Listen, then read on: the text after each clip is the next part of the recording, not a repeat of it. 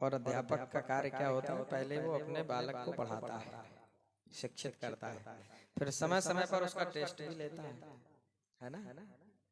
तो वैसा ही समझिए।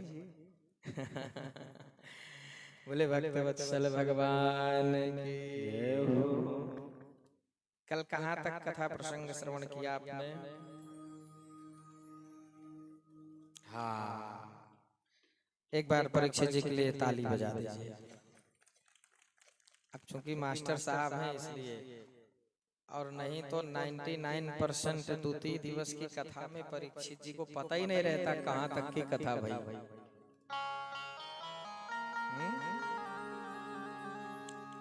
कल हम और आप सभी भक्ति ज्ञान वैराग्य चरित्रों को श्रवण करते हुए गोकर्ण तुंदकारी की कथा को सूक्ष्म में पद्म पुराण के द्वारा लिया गया श्रीमद् भागवत के महात्म को हमने और आपने श्रवण किया था। जिस समय नारद जी भक्ति ज्ञान वैराग्य को हरिद्वार के आनंद नामक तट में कथा श्रवण कराने के लिए लेकर के गए, उस समय सर्वप्रथम सनकादिक ऋषियों ने पूछा, क्या आपने गुरु मंत्र लिया है? क्यों? विष्णु दीक्षा विहीना नाधिकारं कथा श्रुतो। जब तक विष्णु दीक्षा अर्थात गुरु मंत्र हमारे पास नहीं होता, तब तक हमें कथा श्रवण का अधिकार नहीं।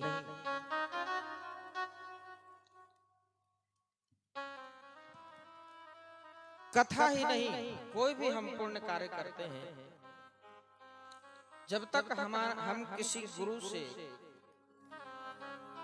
गुरु मंत्र नहीं लेते, तब तक हमें उस किसी भी धार्मिक कृत्य का फल नहीं मिलता। इसलिए किसी भी यज्ञ अनुष्ठान आदि से पहले कई बार आचार्य ब्राह्मण देवता पूछते भी हैं कि आपने गुरु मंत्र ले लिया है? यदि नहीं लिया तो उसे कहते हैं कि पहले आप गुरु मंत्र लीजिए, तब आप इस यज्ञ को पूर्ण कराइए। तो गुरु मंत्र बहुत जरूरी है। बिना गुरुम ज्ञानम न भवति। भगवान शंकर ही क्यों ना हो, बिना गुरु के भवसागर को पार करना संभव नहीं है।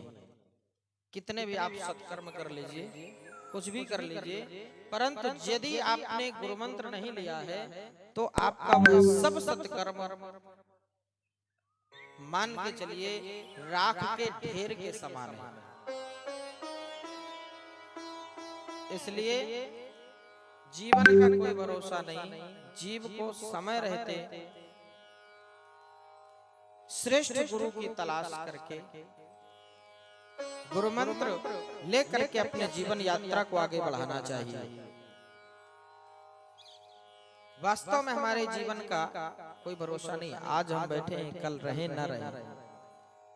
जीवन क्षण भंगुर है। हमारी आपकी आयु जितनी बीत गई, अगर आप विचार करें तो वास्तव में आपको समझ में आएगा कि इतने साल के हो गए हम और पता भी नहीं चला। शादी के 25 साल हो जाते हैं और लोगों को लगता है अभी हमारी परसों ही शादी हुई। समय जाते देर नहीं लगती प्यारे। इसलिए समय को बिल्कुल व्यर्थ न किया जाए। समय को बिल्कुल भी व्यर्थ न किया जाए। परीक्षित जी, गुरु पता है क्या है? गुरु, जहां तक हमने अपने मन में विचार किया कि गुरु लाइसेंस है। क्या है? लाइसेंस। जैसे आप गाड़ी चला रहे हैं और आपके पास लाइसेंस है, आपको गाड़ी चलानी नहीं आती, लेकिन आपका लाइसेंस बना है, गाड़ी चलानी नहीं आती, आप गाड़ी लेकर गए, आपने एक्सीडेंट कर दिया, जज साहब के पास आप पहुंचे, और जब वहां पहुंचे तो जज साहब ने कहा इस व्यक्ति के पास लाइसेंस है, धोखे से इससे एक्सीडेंट हो गया है, अतः एक बार इसे मौका देते हुए क्षमा कर देना चाहिए। हमें बहुत अच्छी गाड़ी चलानी आती है, परंतु हमारे पास लाइसेंस नहीं है। उस स्थिति में हम गाड़ी को लेकर के गए, एक्सीडेंट हुआ, और जब जज साहब के पास पहुंचे तो जज साहब ने क्या किया, आपको बहुत अच्छी गाड़ी चलानी आती है, परंतु जज साहब क्या बोले, इसके पास लाइसेंस ही नहीं है, अतः ये क्षमा करने योग्य नहीं है, इसको सीधे दंड दिया जाए। इसी प्रकार से गुरु है।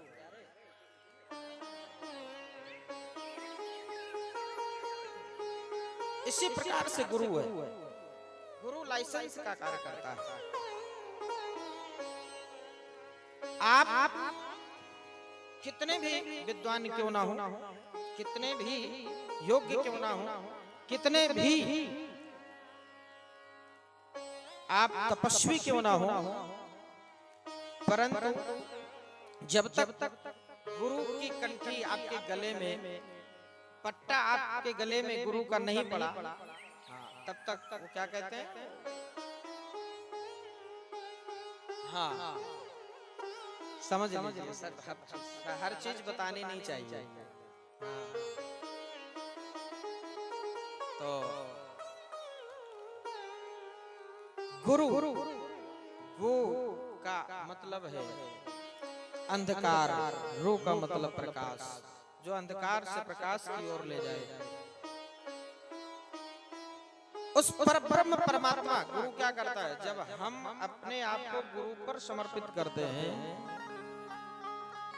तो हमारे हृदय में क्या है, देखिए शरीर से मतलब नहीं होता, शरीर तो हमारे कर्मानुसार हमें प्राप्त होता है, पुरुष का भी प्राप्त हो सकता है, स्त्री का भी प्राप्त हो सकता है, चींटी चीता हाथी बैल घोड़े का भी प्राप्त हो सकता है, लेकिन अंदर क्या है, आत्मा।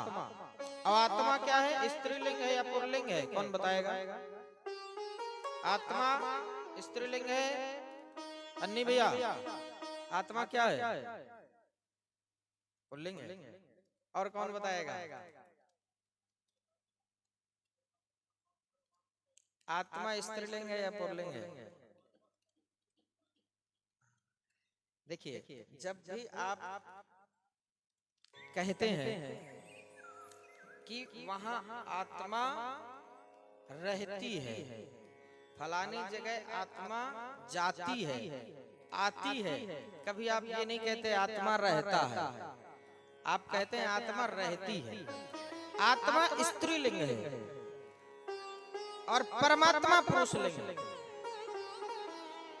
हमारे आपके हृदय में आत्मा है और आत्मा स्त्रीलिंग है, अर्थात हम सभी स्त्रियां हैं। वास्तविकता शरीर किसी का भी प्राप्त हो गया, हम सब उस परमात्मा की पत्नियां। तो एक पिता अपनी पुत्री, गुरु क्या है, पिता के समान होता है। एक पिता जब उसकी पुत्री योग्य हो जाती है तो क्या करता है, अपनी पुत्री का कन्यादान किसी योग्य वर के हाथ में कर देता है। ऐसे ही गुरु जब उसका शिष्य परिपक्व हो जाता है, जब उसका शिष्य तैयार हो जाता है, तब गुरु अपने शिष्य को उस परब्रह्म परमात्मा के हाथ में कन्यादान कर देता है। हे प्रभु, इसको अब आप संभालिए, इसको अब आप देखिए।